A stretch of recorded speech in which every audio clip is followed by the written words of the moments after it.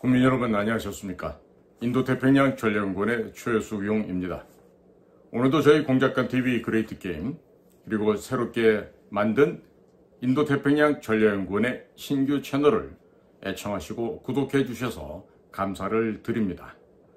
오늘 제가 전해드릴 얘기는요, 중국의 한 지식분자, 식자층이 되겠죠. 그 중국 사람들이 바라보는 중국이 향후 쇠락하고 있는 현재의 상황을 어떻게 바라보고 있는지, 또 어떠한 생각으로 지금 이것을 중국 사람들이 내부적인 생각을 하고 어떻게 이를 해결하려고 하는지 그와 같은 동향이 입수가 되었습니다. 때문에 국민 여러분들께 이 이야기를 공유를 하고 향후 변화될 중국의 어떤 그 변동 사항을 미리부터 대비할 수 있는 이런 자세를 갖게 되기를 희망하는 차원에서 오늘 방송을 준비를 하였습니다. 자, 우선 결론적으로 말씀을 드리면요, 중국 사람들은 중국 경제를 비롯한 전반적인 중국 상황이 나빠질 것이다. 중국이 경제적으로 필망할 것이다. 반드시 멸절해 버릴 거다라고 하는 그와 같은 공포와 두려움을 제거하기 위해서 나름대로 지금 아주 그냥 마지막 진짜 최선을 다해서 거의 발악하는 수준에까지 지금 처해져 있다. 이와 같은 진단과 평가를 내릴 수밖에 없습니다. 자, 그러면 제가 지금부터 한 가지씩 중국 사람들이 갖고 있는, 이 사람 꽤나 많이 배운 식자층으로 알고 있는데요, 그 이야기를 좀 전해드리겠습니다. 얘기는 다음과 같습니다. 중국의 장기적인 경제 불황은 세계에서 일반적인 공감대가 되어버리고 말았습니다. 그러나 이와 같은 합의를, 이와 같은 공통된 인식을 과소평가하지 말기를 지금 당부를 하고 있습니다. 그러니까 이렇게 여러 군데서 이런 공감대가 형성된 이런 합의가 모든 신뢰와 기대를 결정한다고 하는 점을 강조를 하고 있어요. 즉, 이것은 중국이 세계의 공장이 된다는 가치, 그리고 중국에 대한 세계인들의 공감대에서 비롯될 수밖에 없다. 즉, 지금까지 지난 한 40여 년 중국이 전 세계에 물품을 공급한 공장으로서 그 역할을 지금 은밀하게 지금 강조를 하고 있습니다. 즉, 중국은 강력한 성장 잠재력을 구비하고 있고, 그리고 이는 궁극적으로 중국이 세계의 공장이 되는데 기여를 해왔다. 이렇게 하면서 나름대로의 지금 자부심을 지금 강조를 하고 있습니다. 그러나 일단 이러한 세계의 공통된 합의가 사라져버린다면, 그리고 중국이 대공황과 부채 디플레이션 함정을 겪고 있다. 이 공감대가 생기면 모든 것은 되돌릴 수 없게 될 것입니다. 이렇게 전망을 하고 있어요. 굉장히 두렵죠. 지금 중국이 지금 처해 있는 경제적인 어려움, 대공황이 곧 들이닥치게 될 거고, 부채로 인한 국가 부채와 지방정부의 부채 등등으로 인해서 디플레이션 현상까지 현재 겪고 있다. 이것들이 확산되고 공장이 멈춰서고 국민의 생활이 멈추게 되면 모든 것은 되돌릴 수가 없다. 중국말로 완딴이라는 말씀입니다. 알이 다 깨져버렸다, 이런 얘기를 쓰거든요. 자, 그래서 중국이 더 이상의 외국인들의 투자 혹은 금융자본을 흡수하지 못하고 오히려 계속해서 도망가는 형국을 갖게 될 것이라는 것은 이 중국 경제가 직면하고 있는 가장 무섭고도 두렵고 공포스러운 시나리오다. 지금 이 얘기를 하고 있습니다. 누가? 중국 사람이 이 얘기를 하고 있는 거예요. 그래서 이것은 중국 국내 경제에 대해서 부정적인 견해, 부정적인 기대를 갖고 있는 미국의 JP 모건 체이스, 또 골드만 삭스, 이런 투자 입이라고 하죠, 보통. 이런 기관에서부터 중국의 경제 전망에 의문을 제기하고 있는 폴 크루그만 교수 같은 사람도 있어요. 이와 같은 최고의 경제학자들, 그리고 미국의 대통령 바이든이 중국 경제가 똑딱거리는 시간과 같다고 말한 이런 점에 이르기까지 지속적인 여러 개가 쌓이고 모인 축적의 과정이라는 점을 지금 이 중국인이 강조를 하고 있습니다.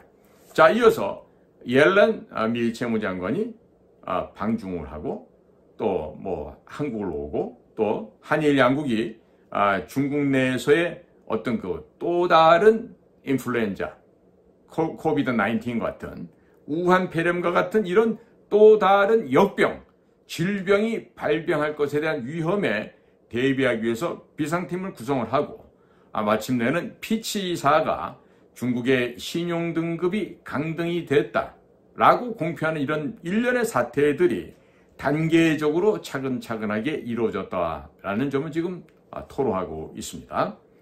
결국 이것은 정치적인 또 지정학적인 환경이 중국에 미치는 영향을 고려하지 않은 전반적인 하락 추세다고 지금 강변을 하고 있는데요. 아니죠. 이것은 중국이 정치를 잘못했고 중국 공산당 CCP가 잘못된 정책을 유지해왔고 그리고 지정학적인 환경을 무시하면서 오로지 독불장군으로 1대1로를 행해서 자신만의 세계, 오로지 중화 사상으로 충인되어 있는 전 세계를 중화 문명권으로 통일시켜버리겠다고 하는 그런 헛된 망상, Chinese Dream, 중국몽을 꾸고 있었기 때문에 그런 것인데 이것을요, 지금 불안하고 공포스럽고 두려워서 이와 같은 지금 정반대되는 이야기들을 지금 중국에서 나오고 있습니다. 그러면서 그와 같은 추세 뒤에서 일반적인 기대와 신뢰가 반전되어 있다. 반전이 아니라 구라파라든지 미국이라든지 다른 동남아에서 중국에 대해서 이제는 정확하게 꿰뚫어 보고 있다. 이렇게 평가를 해야 맞겠죠. 자, 그런데 이 또한 중국의 현실이라는 걸 이 사람들도 알고 있습니다. 그리고 WTO 협상 이후에 20년간 외부 세계와 이 하나의 그 경쟁을 벌여온 금융시장 개방의 이유가 드디어 공개된 것만으로도 이러한 시급성을 알 수 있다. 하지만 이 모든 것에 의미가 없어진다라고 얘기하고 있습니다. 자, 아시아 그 투자은행이라는 것이 있었죠. AIIB인가 이런 게 있었는데요. 이것을 해오면서 1대1로, 2대1로 원벨트 원로드라고 하는 해상과 육상의 두 곳의 발전과 어떤 그 투자를 지속해 왔었습니다. 그러면서 GDP는 계속해서 투자되는 것에 의해서 성장하는 것처럼 지금까지 계산되고 가짜 통계로 확산되어 왔었죠. 그러나 지금 이제 이렇게까지 해왔던 각종 통계의 숫자를 눈을 속이고 거짓말을 해왔고 했던 이 모든 것들이 서방 세계와 외부 세계에 다 알려지고 이들의 진실되지 못한 참 민낯이 드러남으로 인해서 중국의 모습이 지금 땅바닥으로 추락하고 있는 것입니다. 국민 여러분께서 요즘 느끼시겠지만 겨울철인데도 그렇게나 황사가 예년만큼 심하지 않습니다. 또 미세먼지가 예년만큼 심하지 않습니다. 가장 근본적인 이유는요, 중국 지역에 있는 중국 공장들이 현재 공장 가동을 못하고 있습니다. 자, 지난 2023년도 미국의 수입국가 1위가 어디였죠? 예, 중국이 아니고 멕시코였습니다. 미국은 이제 멕시코로부터 필요한 생활 필수품들을 값싸고 저렴한 생산가를 통해서 가져다 지금 쓰고 있습니다. 자, 중국이라고 하는 제조 공장 시장을 버려버린 것이에요. 왜 그랬느냐? 진실치 못하고 거짓말하고 가짜 만들어서 팔고 이러한 중국이 만들어낸 자업자득이죠. 너무나도 당연한 결과죠. 그런데 지금 중국이요, 이처럼 이 지식인이라고 하는 사람들이 공포스럽게 생각하고 있어요. 야, 이렇게 가다가는 우리 정말 죽겠는데? WTO고 뭐고 간에 이러다간 진짜 유럽으로부터 배척당하고 미국한테 배척당하고 또 한국, 일본, 동남아시아로부터 따돌림 당하면서 이러다 우리가 현실적으로 고립돼서 죽는 거 아닌가? 그러나 그것은 정확한 판단이죠. 그렇게 살아왔기 때문에 지금 죽음의 길을 맞이하고 있는 것입니다. 자, 그런데 이것을 시진핑이라고 하는 독재 권력자가 세 차례나 연임을 하면서 지금 권력을 강화해 가고 있습니다. 그런데 갖가지 불길한 징조가 나타나고 여러 가지 좋지 못한 이런 상황들이 중국을 휘감고 있습니다.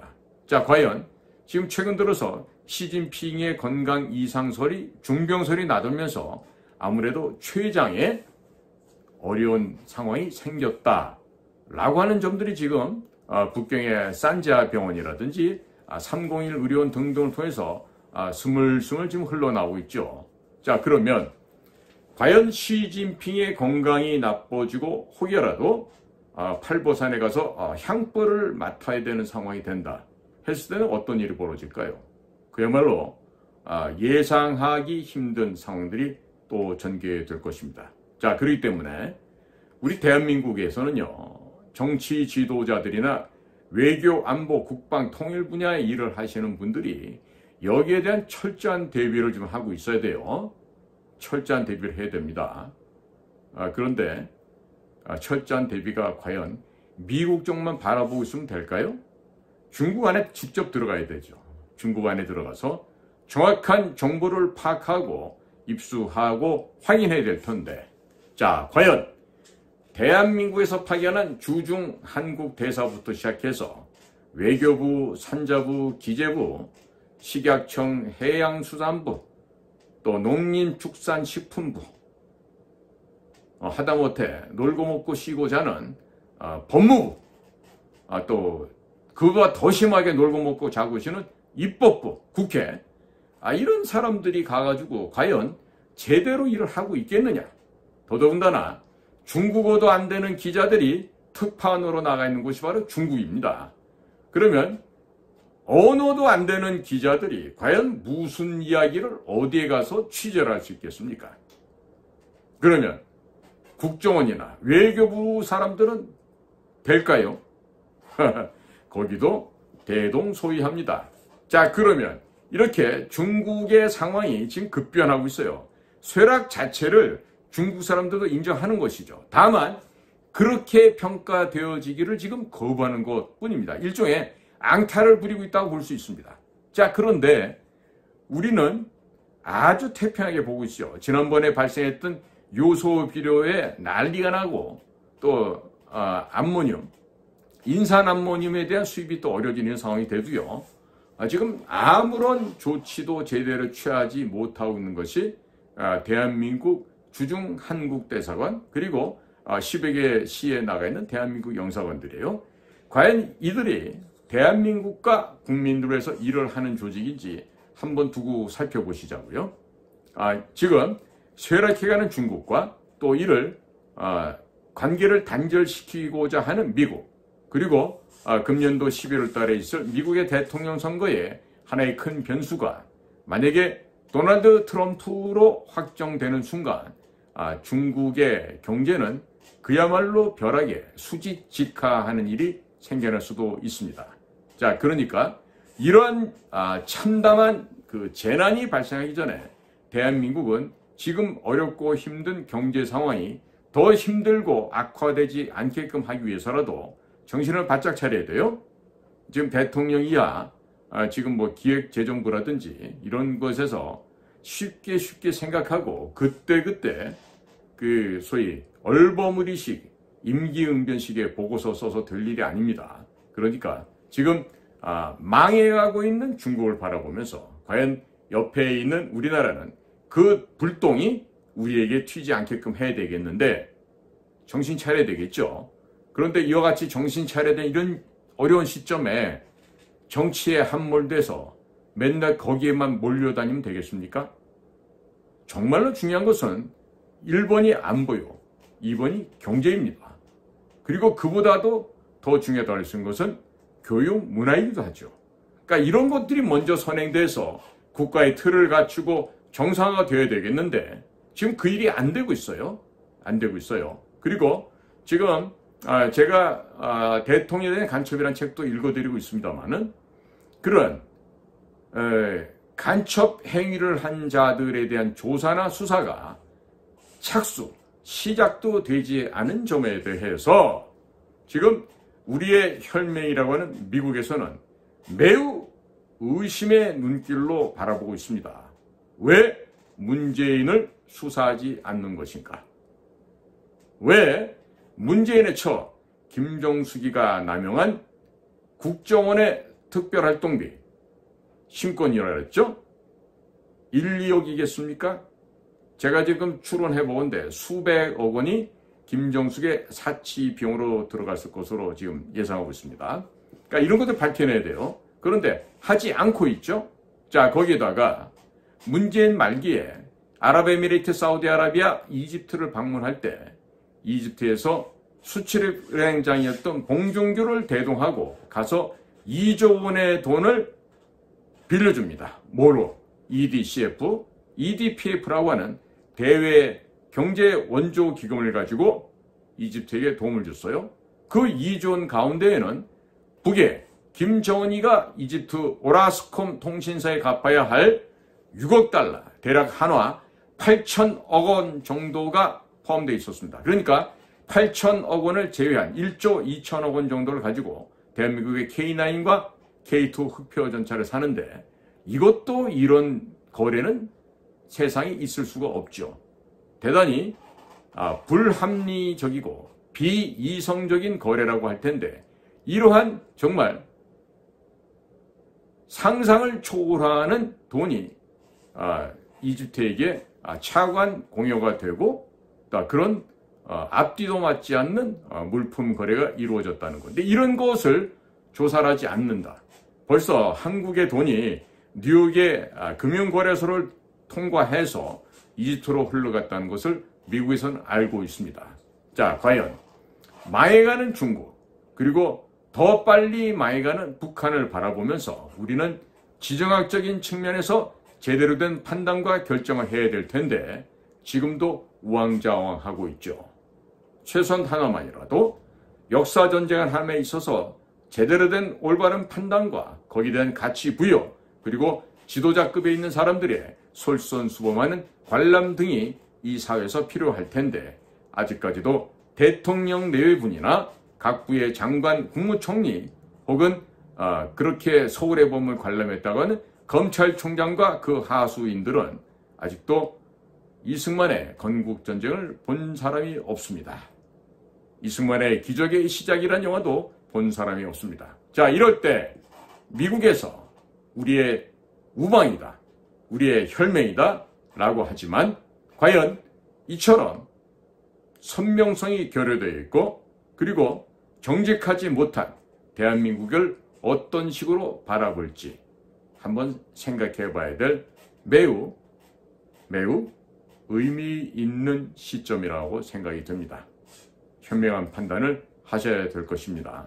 현명한 판단 누가 해야 될지는 제가 굳이 주어는 생략하고 오늘 방송을 마치겠습니다.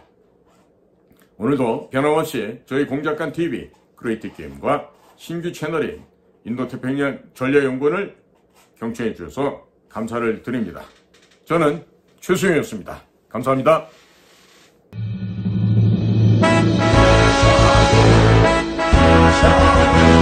Shine.